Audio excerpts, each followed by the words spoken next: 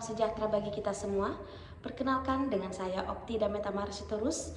Izinkan di sini saya akan mempresentasikan terkait dalam tugas yang telah diberikan oleh ibu dosen saya, Ibu Vika, dalam bidang mata kuliah Etika Profesi Sistem Informasi. Di sini saya akan menjelaskan dan merangkum terkait materi pertemuan selama sesi ke-9 sampai ke-14 yang telah saya pelajari dalam satu semester ini. Baik, yang pertama saya akan menjelaskan sebelumnya yaitu tujuan dari presentasi ini. Menyampaikan ringkasan materi etika profesi dari pertemuan 9 hingga ke-14. Lalu ingin menunjukkan pemahaman bahwa terhadap prinsip etika di dunia profesi teknologi informasi dan memberikan gambaran betapa pentingnya etika, hukum, dan profesional dalam dunia digital. Lalu di pertemuan 9 saya akan merangkum dan di sini yang kita pelajari adalah terkait tentang profesionalisme dalam dunia IT. Profesi adalah pekerjaan tetap yang dilakukan berdasarkan keahlian dan tanggung jawab untuk memperoleh penghasilan. Contoh profesi di dunia IT seperti programmer, sistem analis, dan IT support. Profesional adalah individu yang menjalankan pekerjaannya dengan kompeten, jujur, bertanggung jawab, dan mengikuti kode etik. Profesionalisme dalam IT sangat penting karena berkaitan dengan sistem informasi, keamanan data, dan layanan teknologi yang mempengaruhi banyak pihak. Selanjutnya saya akan menjelaskan tentang pertemuan ke-10 yaitu organisasi, profesi, dan kode etik. Organisasi profesi berfungsi sebagai lembaga yang menetapkan standar, memberikan pelatihan, dan menjaga integritas profesi. Contoh organisasi di Indonesia yaitu IPKII, yaitu Ikatan Profesi Komputer dan Informatika Indonesia. Tugasnya ialah meliputi pengembangan, keilmuan, pelatihan, serta pengawasan etik. Kode etik profesi adalah panduan perilaku yang menetapkan mana yang benar atau salah dalam menjalankan profesinya. Lalu kemudian di sini saya akan menjelaskan tentang prinsip dasar kode etik. Itu mencakup satu, tanggung jawab, di mana bertindak sesuai tanggung jawab profesi. Lalu yang kedua, kepentingan publik, mengutamakan pelayanan dan kepercayaan publik.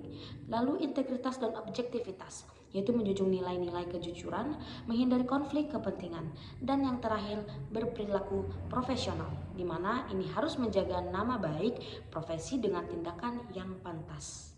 Selanjutnya saya akan menjelaskan di dalam pertemuan ke-11 yaitu cyber ethics. Cyber ethics adalah etika dalam berinteraksi di dunia digital yang kini menjadi bagian dalam kehidupan sehari-hari. Karena internet itu bersifat anonim dan lintas batas negara, muncullah banyak potensi penyalahgunaan seperti hoax, pencurian data, dan ujaran kebencian. Netiquette dalam fungsional yaitu internet etiquette. Etika adalah panduan perilaku yang sopan di dalam dunia maya dan tidak menyebarkan spam, kemudian menghormati privasi orang lain, juga menggunakan bahasa yang sopan. Dalam pelanggaran cyber ethics seperti mencuri akun orang lain, itu dapat berujung sanksi sosial bahkan hukum tergantung pelanggarannya.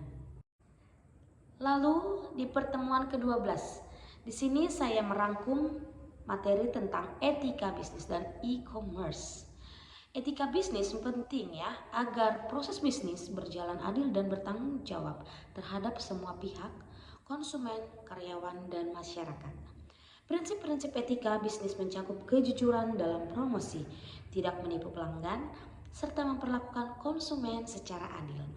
E-commerce adalah sistem perdagangan elektronik yang berbasis internet. Contohnya Shopee, Tokopedia, dan Bukalapak, dan masih banyak lagi yang lainnya Lalu di pertemuan ke-12 ini saya akan menjelaskan tentang keunggulan dalam e-commerce, yaitu mempercepat transaksi, kemudian menjangkau pasar luas dan mengurangi biaya operasional. Selanjutnya muncul juga tantangan-tantangan baru seperti keamanan data pelanggan, penipuan online, dan kepercayaan konsumen. Oleh karena itu, hukum e-commerce dalam fungsional seperti Antitrust Model Law ini menjadi penting untuk melindungi hak dan kewajiban semua pihak. Kemudian lanjut di dalam pertemuan ke-13. Di sini menjelaskan tentang hak kekayaan intelektual. Baiklah, saya akan menjelaskan dan merangkum HKI. Hak kekayaan intelektual itu adalah hak eksklusif yang diberikan kepada individu atau lembaga atas karya ciptaannya di bidang ilmu pengetahuan, seni, dan teknologi. Jenis-jenis hak kekayaan intelektual ini yaitu hak cipta lagu seperti buku, film, atau software, lalu hak patennya seperti teknologi atau inovasi baru yang bersifat teknis, lalu merek seperti logo atau brand seperti contohnya Nike, Adidas, lalu desain industri, bentuk atau tampilan produk, dan yang terakhir ialah rahasia dagang, informasi rahasia yang bernilai ekonomi. Jadi, perlindungan hak kekayaan intelektual ini sangat penting untuk mendorong inovasi dan mencegah pembijakan serta eksploitasi tanpa izin. Masuklah di pertemuan yang ke-14, di mana pertemuan ke-14 ini di sini menjelaskan tentang cybercrime dan cyber law.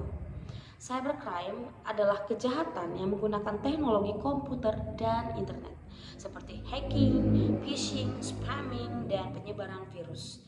Motif cybercrime itu bisa ekonomi, seperti mencuri uang, politik, seperti hoax juga, atau kriminal biasa, seperti dalam arti ancaman, kekerasan, atau pencemaran nama baik.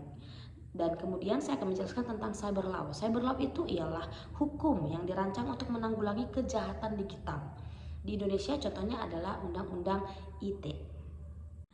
Dan di dalam tantangan penegakan hukum digital, pelaku lintas negara ini identitas anonim itu buktinya sulit diverifikasi. Oleh karena itu diperlukanlah kolaborasi global dan penguatan kesadaran hukum digital bagi masyarakat agar bisa bersikap lebih hati-hati dan bertanggung jawab secara online. Masuklah kita dalam kesimpulan dari rangkuman materi yang sudah saya paparkan dari sesi ke-9 sampai ke-14, yaitu bahwasanya etika profesi sistem informasi ini sangatlah penting untuk menjaga tanggung jawab, integritas, dan kepercayaan dalam dunia kerja, khususnya di bidang teknologi ya. Dan dengan memahami profesionalisme, cyber ethics, dan hukum digital, kita dapat menggunakan teknologi secara bijak dan bertanggung jawab. Lalu di sini yang terakhir saya akan menjelaskan referensi, di mana referensi rangkuman materi yang saya paparkan di dalam presentasi ini dalam pertemuan sesi ke-9 sampai ke-14 itu ialah saya kutip dalam modul etika profesi, di mana ini disusun oleh Ibu Vika sendiri selaku ibu dosen saya dalam bidang mata kuliah ini, dan selanjutnya Undang-Undang Informasi dan Transaksi Elektronik, dan kemudian Undang-Undang Hak Cipta dan hak kekayaan intelektual di dalam pemaparan Direktorat Jenderal Kekayaan Intelektual, dan yang terakhir ialah materi cyber, etnik, dan netiquette, Internet Engineering Task Force. Baiklah, demikianlah presentasi yang dapat saya sampaikan terkait dalam rangkuman materi di sesi ke-9 sampai ke-14 dalam bidang mata kuliah Etika Profesi Sistem Informasi. Dan dari sesi pertama hingga sesi terakhir dalam satu semester ini sangat penting bagi saya terkait pembelajaran yang telah diberikan oleh ibu saya, ibu dosen Ibu Vika. Semoga materi-materi ini bermanfaat bagi kehidupan saya pribadi dan menjadi pembelajaran penting. Semoga bermanfaat dan saya mengucapkan terima kasih kepada Ibu Vika. Semoga sehat dan bahagia selalu. Terima kasih.